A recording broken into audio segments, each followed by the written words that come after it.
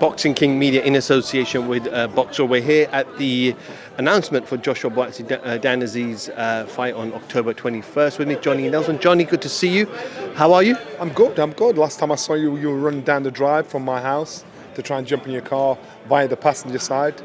So it's nice to see you, all confident again, like you ain't scared of shit. But I'm good. Yeah, can't wait to see the dogs again. Buatsi Azeez, both men had the opportunity for a world title. Both men had the opportunity to fight Dimitri Bivol. Both men declined. Buatsi obviously declined, moved to boxer, and Dan Azeez simply declined. Your thoughts on that first? My thoughts are, if you know, I know it sounds silly, but to be a champion, to get to fight for a title, opportunities can arise. If you want to be a champion and stay a champion, you know, you want to make sure you invest in yourself. So these guys are willing to lose a battle to win a war, as in, I'm not going to take it yet. I'll take the flack that I'm getting from you for not taking a world title yet. But when I do take it, I want to make sure I'm fully ready. I know when I boxed a world title and I won, I knew I'd ticked out every box. So, but if you go in there and you're in the back of your head thinking, I'm not experienced enough, I'm not fit enough, I've not been active enough this year, and then you go into fight a top fighter, what happens then is, if you're not mentally and physically 100%, any little chink can knock you back. So I understand Joshua Buatsi not doing it. I understand Dan Azeez not doing it. And I also understand these guys fighting each other because this is a tick box. This is for these guys to think, you know what, I've been in some good fights. I actually believe in me. I actually believe in what I can do. And that's what it's about. You've got to see fighters that think, I believe in what my capabilities. There's no point in going in there, getting the opportunity and you're not ready because the opportunity may not come again. But is it fair to say the other argument is if you lose to Dimitri Bivol, there's nothing wrong with losing to Dimitri Bivol, and you can just drop down a level and build yourself up. Whereas this fight, if you lose, you're dropping down an even further level to build yourself back up. That's what I'm saying. So this fight proves both guys believe they can win. Otherwise, the risk reward don't add up. Number one, if you lose to Bivol, yeah, it's all right for you and anybody else to say, well, it's not a bad loss. If you believe in yourself, think, I don't want to lose. I want to make sure I've given myself every possible chance to win. Any of these guys could have gone in and got paid decent dough, you know, thinking I'm going to go in and if I lose, and it's an option. They don't want losing to be an option. They want winning to be the option. And so I understand why these guys have gone down this path. Chief support, Lawal, Chamberlain, Lawal. Both men don't like each other. Lawal obviously pulled out of the initial fight, so the rematch is happening, and I think it's going to be quite spicy today. I believe it's going to be spicy. I think Lawal doesn't like how he's being portrayed, represented, or Chamberlain being given the platform to call him out and diss him in a way. So Lawal is a no-nonsense kind of guy. So yeah, I agree. I think it'll be a little spicy. So keep your eyes and ears open. I do believe Isaac Chamberlain is brilliant at creating trouble in an empty room. And Lawal is the wrong kind of guy to do that with because he wears his heart on his sleeve. So he's a no-nonsense kind of guy where he's like, yo, I ain't playing games here. So I think the clash with these two personally, on a personal level, when you're seeing that here, is brilliant. It's so authentic, it's so real, and it can go one way or another. And it could also determine the direction of the fight, because if emotions are involved, then you're not going to think straight, you're not going to stick to a game plan. So do not be surprised. I think the indicator today will be exactly how these two guys are now. Words have been said, now they know it's a done deal, now they know the fight's happening. Well, we look forward to a great night of boxing, October 21st, live at the O2 Arena and Sky Sports. John, just want to go back to the weekend. I'm sure you watched Anthony Joshua and Robert Helenius. Just your initial thoughts? Anthony Joshua, he was damned if he did, damned if he didn't. So if he got in there and went the distance, it's like, oh my God, he's gone, blah, blah, blah. If he did, well, this guy had 5 days' notice. He can't win. So he had to get in there and get the job done. I took several rounds for him to let loose, because the knockout was naturally letting loose. But up to that point, he wasn't letting loose. He was like, you could see there was the hesitancy. Might have been trying to find a space, might have been wanting to be 100% sure, but eventually he let loose, and that should tell him, if not anybody else, you let your hands go and you fight with that instinctive being that you've got in you. You are a force to be reckoned with. So the finish was AJ stepping in, bam, taking him out. Whereas before he kind of half stepped in. You can't afford to do that with the elite fighters such as Usyk, such as Fury. You can't afford to do that. So you've got to go in there 1,000% sure what you do is you're not thinking twice about it. This is what I'm doing. You know, there's no other consideration. I was sitting just in front of David Hay, and he was commentating to people around him, and he was like, "What's wrong with his feet? Why is he not throwing that right hand? Why is he not double upping on that right hand?" It's mental. And AJ's problem. Do you feel like that's still a problem? AJ's problem is he's an intelligent guy. It's not a problem. It sounds like it's a problem when you're boxing. So he overthinks, overanalyzes every situation. If you do that, don't get this wrong. It's like you're going to be fighting with your own shadow until you figure it out in your head.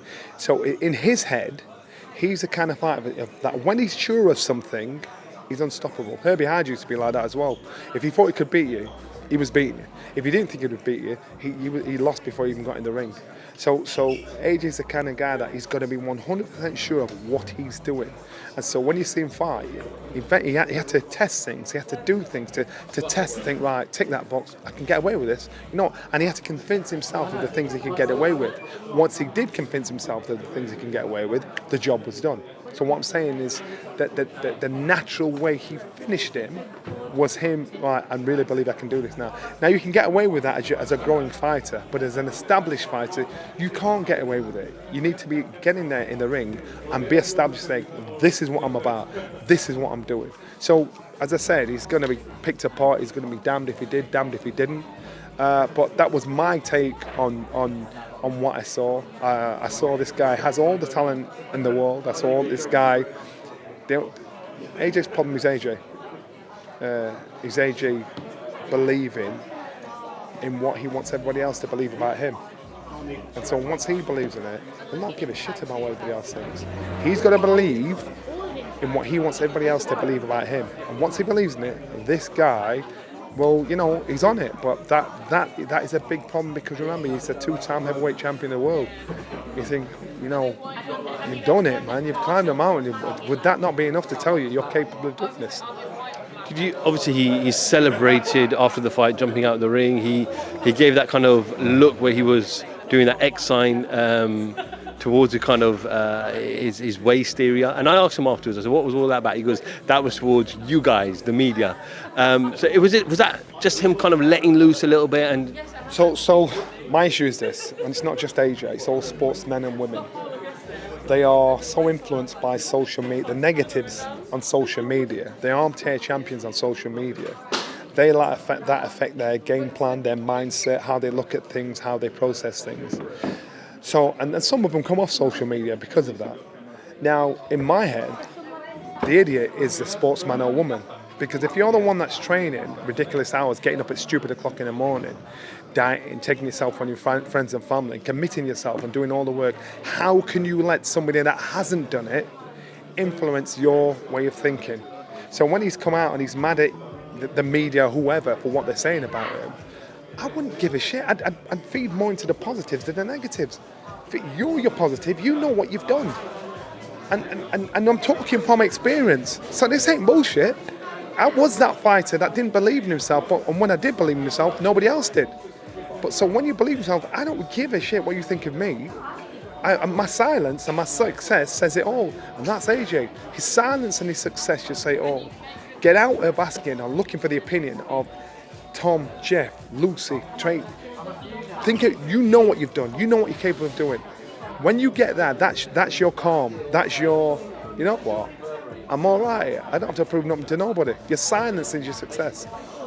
Tony Bellew said on DAZN after the fight that he feels Joshua shouldn't fight Wilder next. Now, we know that's the fight they want to make next. Sorry, Tony Bellew said. Tony Bellew said that. And that's the fight Eddie Hearn said afterwards, that's the fight we want to make next. Deontay Wilder obviously hasn't been active. Last fought Helenius back in October last year, and that was only a round as well. Is he ready for someone like Deontay Wilder? No. He needs to be able to go in the ring 1,000% confident and sure of who he is, his intentions, what he can do. If you go in with Deontay Wilder and half hesitate, think twice about whatever shot, whatever movement you're going to do, you're going to get taken out. Because if this guy just needs a split second, an instinctive blindfolded shot. So you've got to go in there 100%. And so the last fight I saw with AJ, I thought, no man. This fight I thought, you know what, he's coming. Now, unless you are going to be in the gym having some behind closed doors fights, so you don't do that shit, and you go in there and think, this is what I can do, this is what I'm capable of doing. I agree with Tony Bellew, I wouldn't do it next. And trust me, AJ is one of the most concussive punchers out there. Deontay Wilder is the most concussive puncher out there. So this is one of those fights where skill will pay the bills, but that power, that concussive power, will lay to rest all of the skill you've got in the world.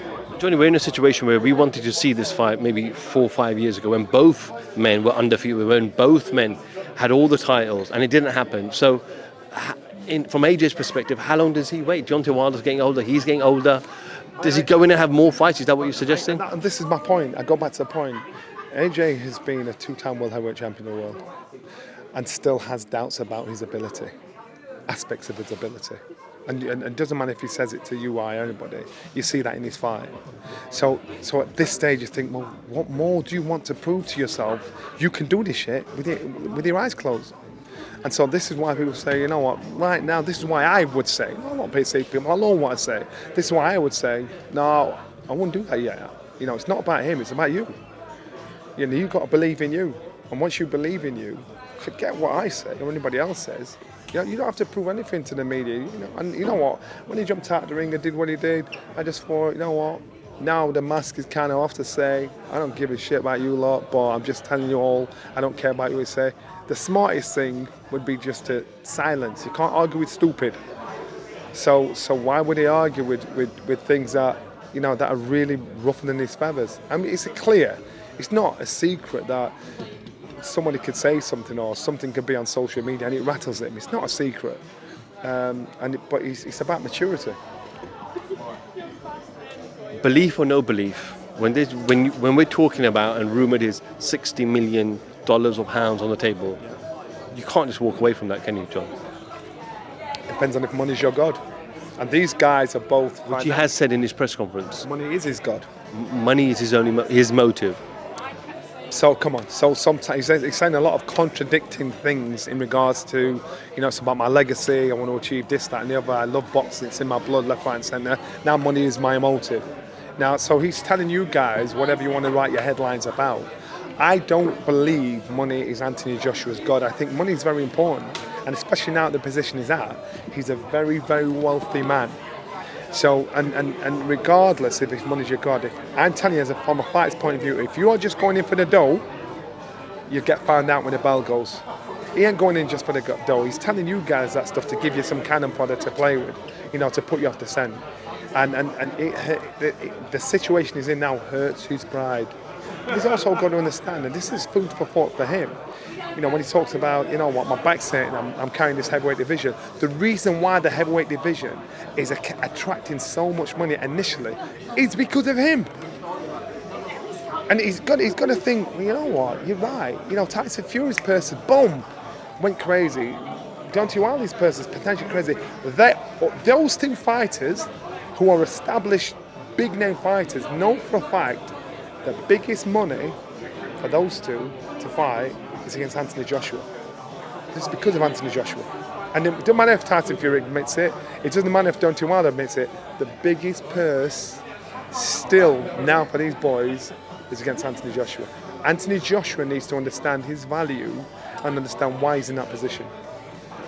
Derek Chisora was on the undercard. A lot of calls online from people that he should retire, he should call it a day. He clearly, evidently said, I'm not walking away. I've got a couple of more fights in me. Just your thoughts? I remember I did an interview, I think we were in Saudi, and Derek was a bit upset with me saying this then. And I still stick to that now.